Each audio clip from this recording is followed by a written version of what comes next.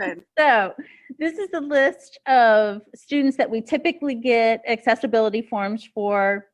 They have identified disabilities such as vision, hearing, physical, and learning disabilities. And this is the group of students that we're used to making individual accommodations for. And because we know that legally, when something is identified through Section 504 of the Rehabilitation Act, that these students are, they have the right to have the accommodation so that they can access the materials in the class.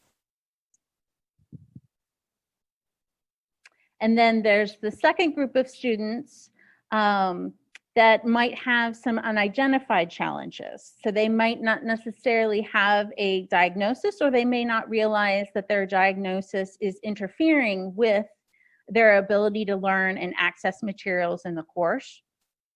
And these are the students that have some difficulty with problem solving, planning.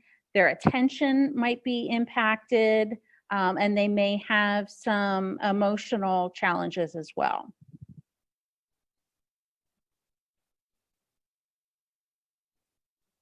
And then there's the third category of students, and those are the ones that are being challenged by external circumstances.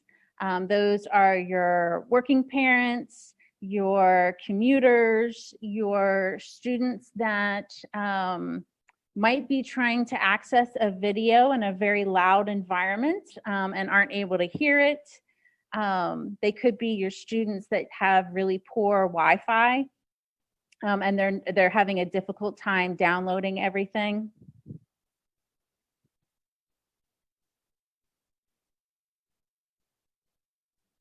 So then our objectives for today are that you will share the importance of this with others, that you will identify 5 strategies that can help improve accessibility, that you will be able to follow the steps, the how-to steps for making the changes, and that you will choose one to start implementing today. So, my key phrase for today is digital text and formatting solves all your problems. Now, it doesn't really solve all your problems, but the vast majority of accessibility issues revolve around not using digital text and digital formatting. So if you don't remember anything else from today, remember that digital text and formatting solves all your problems. Okay, so what do I mean by digital text? Digital text can be seen with the eyes, but it can also be accessed by a screen reader. Okay, and a screen reader is a device that is used to read what is on the screen. So you might think of it as someone who has a visual impairment might need to use a screen reader, but it's also used by people with some learning challenges as well. Digital text can also be converted into tactile or braille. So there are devices that are very similar to a screen reader that are able to transform it onto a tactile surface that changes, so the braille will actually pop up with what's on the screen. And digital text can be modified and customized. And what I mean by that is there are some people who need to change the font size or might need to change the spacing so that they can see it better. And with digital text, they're able to make those changes without interrupting the content. So when we compare that to visual or auditory information, that would be information that allows very little modification and not very much access beyond the physical ability for humans to see and hear it. Okay, so a lot of the other devices cannot access visual or auditory information. And what I mean by strictly visual, if you think of it like a picture is a visual image and it doesn't necessarily have that digital component. Now, there are some screen readers that are starting to, through artificial intelligence, to try to identify pictures, but at this point, they are very inaccurate. A lot of times they get the picture extremely wrong. So at this point in time, our artificial intelligence does not have the ability to access visual information by itself. So digital formatting. So this, again, is what a screen reader is able to use to tell the person where they are on the page or what type of information it is. So like if it is a heading of something, it will announce it as that. If it's an image, the screen reader will announce it. So that's the digital formatting that is behind the scenes, and we don't, as a sighted user, we don't normally think about that digital component that's actually behind the scenes, but those special devices need that digital formatting in order to read things properly. So using things such as templates and layouts on PowerPoint, they build in that digital formatting behind the scenes automatically so that the devices can accurately access the information that's on the page. And it's very helpful for navigation for people that are using those devices. And then with headings, using style settings. And I will go through the how-tos of all of this coming up. So the opposite of that is just using visual formatting, and that's what a lot of people end up doing. And that would be, changing the font, changing the location on the page, underlining it, things like that. And screen readers don't read that to a student. So that information is not picked up by the screen reader, whether the font changes or if it's italicized, things like that. That's all visual. So if there isn't that digital formatting behind the scenes, the student won't know that that's the heading of an outline or something like that. And a lot of ways that we use visual formatting without that digital component is we just add our own text boxes without using a template. We might hit the tab key to space something over or hit enter to space it down on a page. And making those individual visual changes, like I said, like italicizing something. It doesn't necessarily come up and grab someone's attention if they're listening to it from a screen reader. So the first way in which you can make things more accessible is by using alt text. So alt text is alternative digital text for an image or a visual display. So like I said, an image or a visual display such as a graph or a chart, a screen reader is not able to read that. And like I said, some of them are trying to, but they're not very accurate. And this also helps our students that have low bandwidth. So if you've ever noticed, if you've been in a place where you're trying to download something and you don't quite have all the bandwidth that you need, and when it downloads, it shows like a little picture of an image, or it has a few words, or sometimes if they don't have alt text, it might have a bunch of numbers, like an image number. That is what happens when an alt text is in place. So if you were trying to download something and you weren't able to download it and it had alt text, the alt text would show up. So instead of the picture showing up, they would get the description of what the picture is. So I'll give you an example on the next slide here. Okay, so on Microsoft Word and PowerPoint, we get this little box here. And if you go to picture format, and then you go to format pane, and then layout and properties, so they kind of hide it in here. Then you get this alt text right here, and you can put in a description of what that picture is. So if someone were trying to download this and they didn't have the bandwidth, they would get the description of two dogs looking out a window. So they would know what that picture was, even if they weren't able to access the picture. Or obviously, if we had someone with a visual impairment, their screen reader would read that. Without that alternate text, the screen reader would read image and then stop.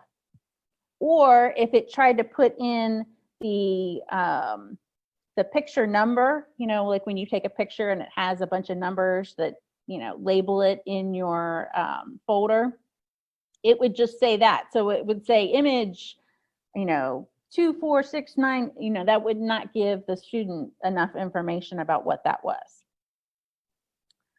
On a Google Doc, in order to add alt text, you have to right-click the picture.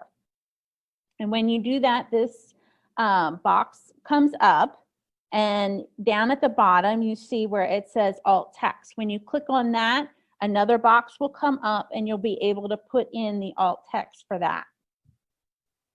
Now, if you see on this Word, and PowerPoint looks the same way, there's also this long description. So if you were putting in a chart or a graph or something like that, where a short title would not be enough to fully explain what it is showing on there, you have this description box. So the title would be, the very short information that they would need to know to identify that as, but that the screen reader then has the ability to select the longer description so that they can hear exactly what that chart or graph is explaining. So we only really use that for things that need a further explanation. And you don't want to put that further explanation in the title, because then the screen reader would read that entire thing to them when they just breeze over top of, of that image. So, a screen reader user might not want to have the entire thing read to them. So that's why it's in the optional description down below. So in Canvas, in order to add alt text, Canvas is actually pretty nice, and newer versions of some other applications as well. When you go to upload a picture, it asks for the alt text. So as long as you fill that out there when you're uploading the picture, it'll automatically be applied in Canvas. And then if you're using Canvas with design tools, Design Tools has a check accessibility. And when you scroll down to image check, there's the ability to put in the alt text right by the image. Okay. And on these two slides, you'll see that there is a little box that says decorative image. If you are putting some type of picture on your page that really has no meaning behind it, it's not important for the content, it's just decorative, if you put like flowers in the corner or something like that, it's not something that a screen reader would need to know was there. You can indicate that it's a decorative image and not have to include an alt text. And the screen reader would just kind of breeze past it and not indicate that there is something there that they need to read.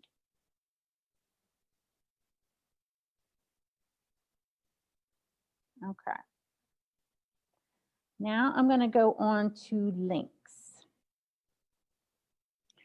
So accessible links use digital words or short phrases that describe the destination or the purpose of that link, and they're meaningful without the context of the surrounding words.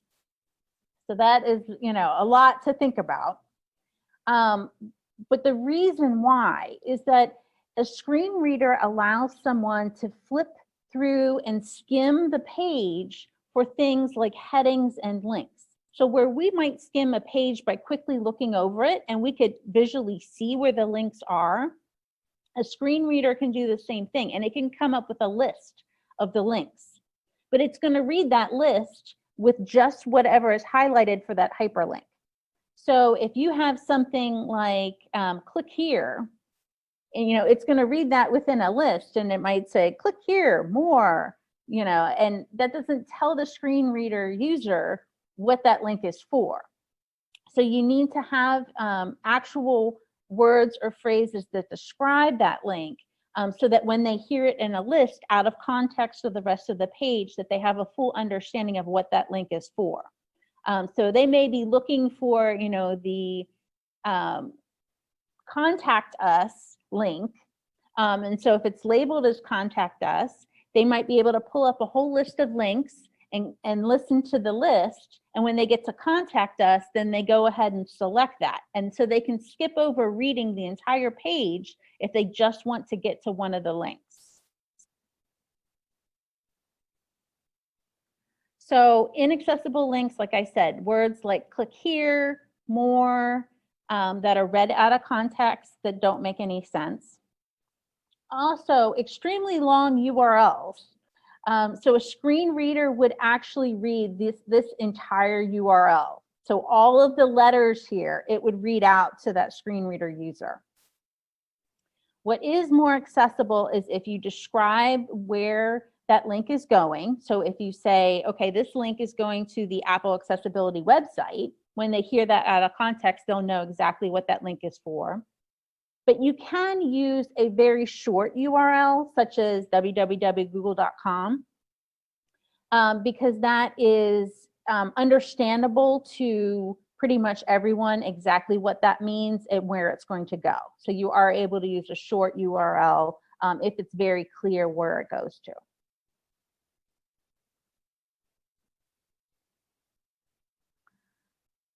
Okay, so my third strategy are headings and lists. So this goes under that digital formatting again. Properly formatted headings and making lists with the numbering or the bullets on the application are able to be recognized by a screen reader. So again, they can skim the page by just pulling up a list of the headings. So if they want to jump down to a certain part of an article, for instance, they can listen to the headings, and then when they get to the one that they want, then select that and start reading from that point on. It's also very helpful, obviously, headings to organize content for everyone, but those that have learning challenges, it can also be used to create an outline. So there are ways in certain applications that if you properly format the headings, they can create a side list on that application that will create an outline for them of all the headings. And an important thing to know about headings is it makes more sense to the screen reader and to someone creating an outline if you are using headings in numerical order. So like the first heading on the page is the heading number 1. And then you have headings number 2 and heading number 3. And that will create an automatic outline for them with those headings. If you use headings out of order, then it can kind of get confusing for them. So in order to properly format headings, in Word, we have the style settings here. And you can access them from the box at the top, or if you hit Styles pane, it will bring up that, that list on the right. And something that I often do is change the headings to match what I want them to actually look like. A lot of times I don't like the automatic styles that are in there. And so you can do that. So you can set your heading for what you want it to look like, the type of font you want it to have, the type of spacing, the size of it. And then you just go into styles and then select update to match selection. And that heading number 1 style will change to the way that you want it to look. So every time you want a heading number 1, you just click heading number 1 and it'll automatically format it as a heading, but then also in the way that you want it to appear. The same thing can be done in Google Docs. If you go up to formatting, and then it's headings are kind of hidden under paragraph styles. So that's where they are. So format, paragraph styles, and then you have the headings. And you're also able to update those headings. So the same thing, if you want to create your heading in the appearance that you want it to be, and then change that heading setting to appear the way you want it to, you're able to do that instead of using the standard headings that they have for you in the Google Doc.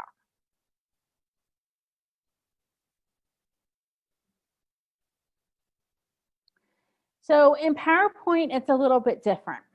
So PowerPoint is where you really need to use the layouts that are involved in PowerPoint because they have the digital formatting behind them. So it comes with standard layouts for slides, but you're also able to go in and change these if you want to modify one of these layouts. But this will end up creating a title for each slide, and that's sort of like the heading that someone would use to listen to what that slide is if they need to advance through the slides. But it also sets up the proper reading order for a screen reader.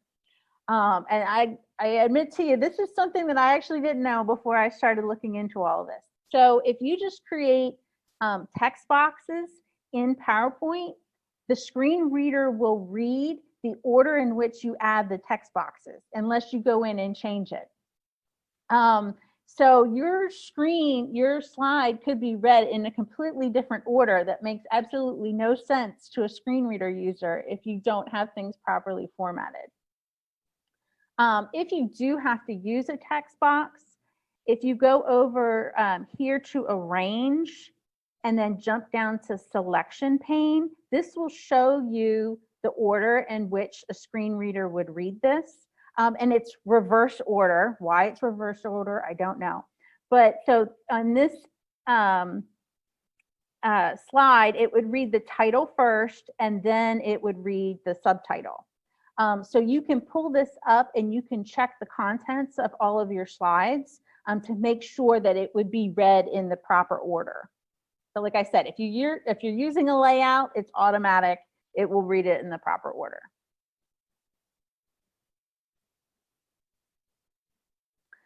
So formatting headings on Canvas. Canvas has, again, it's under paragraph, and you can select the heading, how you want it identified on the Canvas page, and it will be read as a heading and listed as a heading for those on screen readers. And then if you're using Canvas with design tools, every time you add a content block, it creates a heading for it automatically. So if you're using one of the templates in design tools, all of those headings are already set up for you, and they're set up in the proper order with heading number 1 is always in Canvas, it's always the name of the page. And then it starts with heading number 2 for what's on the page for Canvas. So one of the reasons that I keep talking about Canvas with design tools too is that the features are a little more advanced on that. So in regular Canvas, there is a check accessibility button, okay? And on this page that I created here on the left, I put 2 accessibility errors on this page. And then I did the check accessibility button here, and it tells me right there that there are no accessibility issues, okay? So this just goes to show you that our artificial intelligence in any type of device or any type of accessibility checker is not perfect. It actually takes a human to go through and really double check things to make sure that they are actually correct. And there are some accessibility checkers that are more accurate than others. So the one in Canvas did not pick up my 2 mistakes. So then I did the same thing with the Canvas design tools. And as you can see, it put a little red triangle next to my heading for accessibility. And the reason why is that all of those headings, accessibility headings and links there on that page, they're all a level 3 heading, okay? And I have no level 2 heading. So that's an issue for screen readers because they're going to go through and listen to the level 1, which on Canvas would be the title page. And then when they want to listen to level 2 headings, there isn't any. So they may think that, okay, that's all there is on the page. There's no headings. So not having a level 2 when you have level 3 headings is important. So all I would need to do is change that first heading to a level 2, and then I would have level 1 is the title, level 2 would be my first heading, and then I could have 2 level 3s underneath that. The other accessibility issue is that I have a very long URL there under accessibility. And if we were to click on the link check that's there below that, in the accessibility checker on design tools, it would come up with a little statement that asks me about that link and whether that is accessible for someone reading it out of context. So, like I said, accessibility checkers vary.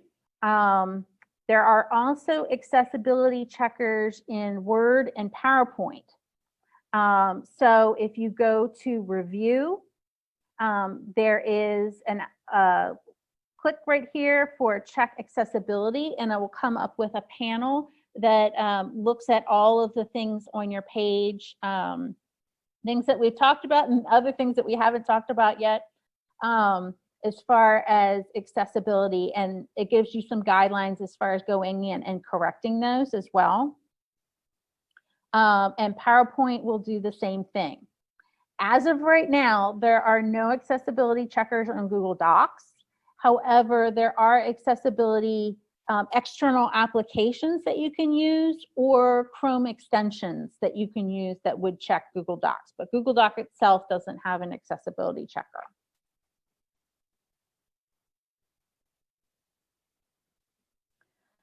Okay, PDFs. PDFs are a portable document format. And the reason that they were developed was that people wanted a way to present information and so that the view does not change, no matter who's looking at it, what device you're looking, what application you're using, it always looks the same. The issue is that a common PDF is an inaccessible image. It's basically like taking a picture of that page. And as we've talked about, pictures are not accessible for people using other devices. So in order to make a PDF accessible, it has to be a tagged PDF, okay? And the tag is what provides that digital text and formatting that we've been talking about, kind of behind the scenes. It allows someone using a PDF to be able to customize the appearance of it. So if you have a person with a visual impairment that's not completely visually blind, that needs to enlarge the text, that needs to change contrast, color contrast, it allows for some of that. It also, a tagged PDF, I don't know if you've ever seen this, when you go from a computer screen to a mobile device, it can reorder and reflow the content so that it fits onto that smaller device's screen instead of having to scroll across. So that's very helpful for those users of mobile devices. However, automatic tagging of PDFs is not 100% accurate. Might see a thing that I keep saying here. So, best practices for accessibility. Avoid using PDFs. If you don't have to use a PDF, don't use it. There are a lot of other accessible formats, and currently PDFs are not the most accessible. But an alternative, if you want to use a PDF, would be to use a PDF and then give one of those alternate formats. So a lot of times you might see where something is offered in both PDF and in Word. And that's because Word has a lot more customization features and it makes it more accessible. So you can also offer more than one format if you want to increase the accessibility. If you must use a PDF, you need to create a tagged PDF. So the first thing you need to do to create a tagged PDF is that you begin with a Word document. And if you have a Google Doc, you can't create a tagged PDF from a Google Doc.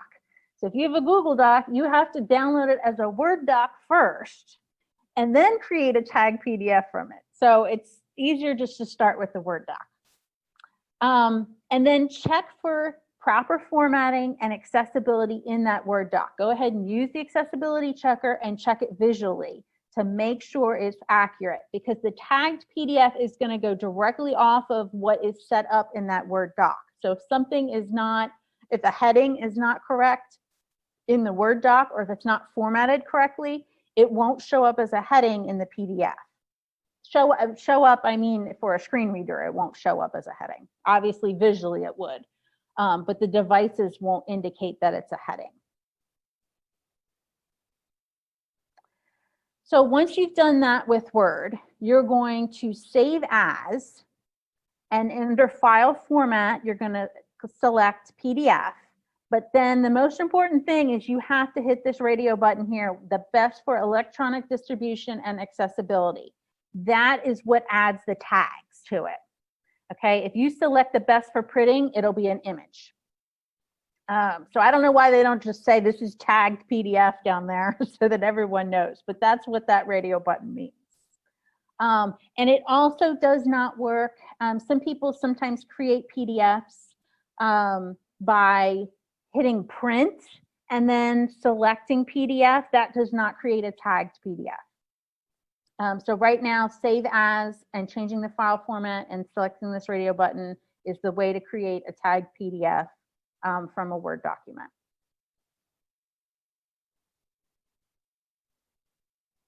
Okay, captions. So captions are the digital text conversion of auditory information that's played simultaneously. So that's obviously what we know as those little words that come down at the bottom of the screen when you're watching something, those subtitles. So obviously they're needed for people with hearing impairments, but they're also aid to people that have auditory processing difficulties or attention deficits. They assist those who are not native speakers of the language.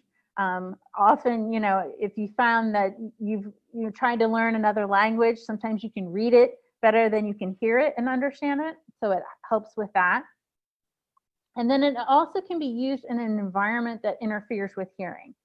So if you picture yourself in a very loud, noisy environment, so picture like a parent trying to access a video, sitting in basketball practice for their kid. And there's no way they're going to be able to hear it. Even with headphones, there's no way they're going to be able to hear it. But they could pull up the captions and they could follow along with the video and learn from that material on the spot there while they're waiting for their kids' basketball practice. So it's just another way to increase accessibility for all of our students, not just those that have hearing impairments. So the nice thing about Zoom and Panopto is they both have a way to start you out on captions. Both of them have a way of creating an automatic generated transcript of what you say. And it's not perfect, but it's definitely better to start out with them recognizing at least what they thought you said and then you going in to correct it than to type it out all from scratch. So if you are recording in Zoom and you go to the advanced cloud recording setting in Zoom and you click audio transcript, it will automatically create a transcript for any of your Zoom recordings that are to the cloud. And then you're able to go into that transcript once it comes up and you're able to edit it because it often does get things incorrect. Same thing for Panopto. Once you record a Panopto, you go to edit it, if you go to captions and then import captions and import automatic captions, it will drop down the entire transcript of your Panopto. And one of the nice things I like about Panopto is that you can do that for your old Panoptos. So any of the Panoptos that you've recorded before, the transcript is already there. You just have to access it and bring it up by opening up Edit and going to captions and importing it, but it's already there and you can go in and edit it. So if you have old Panoptos, you can do this pretty easily.